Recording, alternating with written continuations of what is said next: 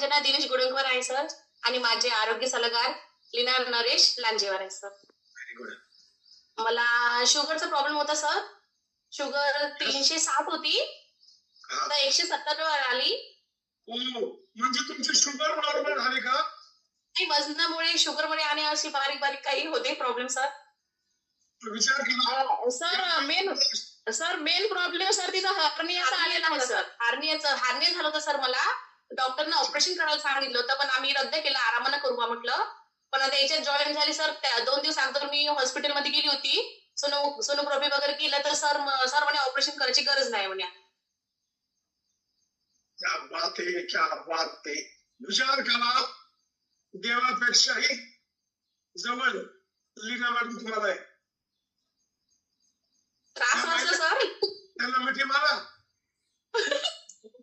तिथं रोज मारतो सर. आणि रोज मारतो सर. आणि खाजं पूर्णपणे कमी झाली सर माझी. क्या बात आहे सर. तिला खाज खूप होती सर. डॉक्टरचं असं म्हणणं होतं की शुगरमुळे खाज असू शकते म्हणे. बरोबर आहे, बरोबर आहे.